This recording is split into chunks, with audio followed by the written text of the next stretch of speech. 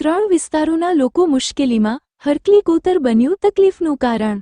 બોડેલી નગરપાલિકાના ઢોકલિયા વિસ્તારમાંથી પસાર થતા હરકલી કોતરની ગંદકી તેમજ રજાનગર અને વર્ધમાન નગર વચ્ચે કોતર પર નાળું બનાવવાના પ્રશ્નોને પ્રાધાન્ય આપવા સ્થાનિક લોકોમાં ઉગ્ર માંગ ઉઠી રહી છે। ઢોકલિયા વિસ્તારમાંથી પસાર થતી હરકલી કોતર આસપાસ આવેલ રજાનગર, તેની સામે આવેલ વર્ધમાન નગર તથા દીવાન ફળિયાના રહીશો માટે અવરજવર માટે બનાવાયેલ આશરે 5 ફૂટ પહોળું આરસીસી નાળું વર્ષ 2022ના ચોમાસામાં ભારે વરસાદી પાણીના પ્રવાહને કારણે તૂટી ગયું હતું। આજે સુધી તેની મરામત કે પુનઃબાંધકામ ન થતાં ત્રણેય વિસ્તારોના લોકો, ખાસ કરીને શાળાએ જતા નાના બાળકોને ભારે મુશ્કેલીઓનો સામનો કરવો પડી રહ્યો છે। સ્થાનિકોના જણાવ્યા મુજબ હરકલી કોતર પર તંત્ર દ્વારા યોગ્ય આયોજન સાથે પહોળું અને મજબૂત નાળું બનાવવામાં આવે તો 108 એમ્બ્યુલન્સ સહિત નાના વાહનોની અવરજવર સરળ બની શકે અને રજાનગર વિસ્તારને મોટો લાભ મળી શકે। બીજી તરફ બોડેલી અને ઢોકલિયા વિસ્તારમાંથી પસાર થતી આ કોતરમાં વર્ષભર ગંદકીનું સામ્રાજ્ય જોવા મળે છે।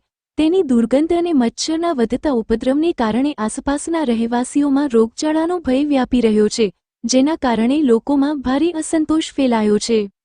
આ પરિસ્થિતિને ધ્યાનમાં રાખીને વિસ્તારના લોકો નવનિર્મિત બોડેલી નગરપાલિકાના ચૂંટાયેલા સભ્યો પાસે માંગ કરી રહ્યા છે કે નગરપાલિકા કાર્યરત થાય તે સાથે જ હરકલી કોતરના આ પ્રશ્નોને પ્રાથમિકતા આપવામાં આવે।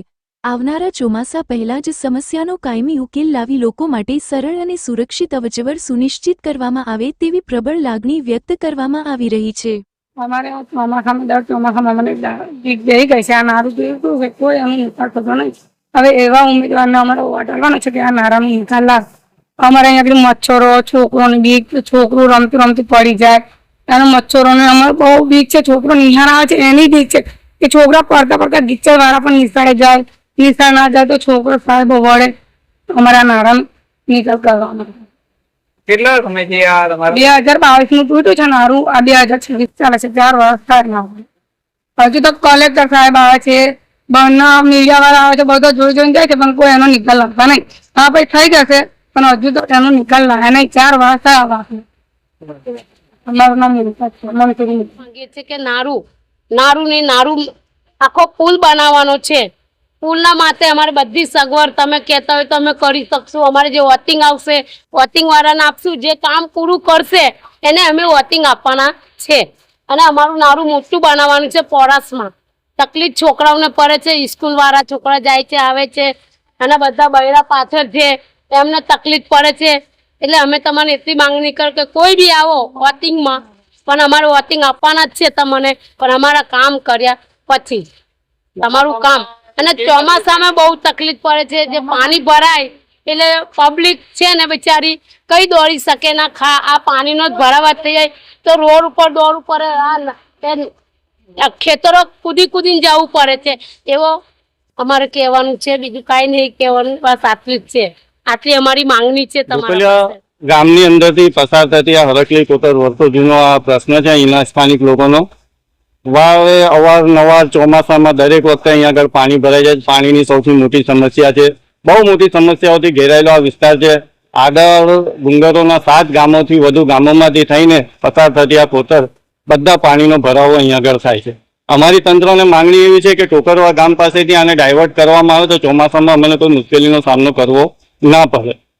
બીજો પ્રશ્ન અહીંયા આગળ એ કહ્યો છે કે હેવી લાઈન જાય છે અમારા રહેણાંક વિસ્તારની અંદરથી, લોકોના ઘરો ઉપરથી હેવી લાઈન જાય છે, 1200 વોલ્ટ કેવી જેવું છે કંઈક।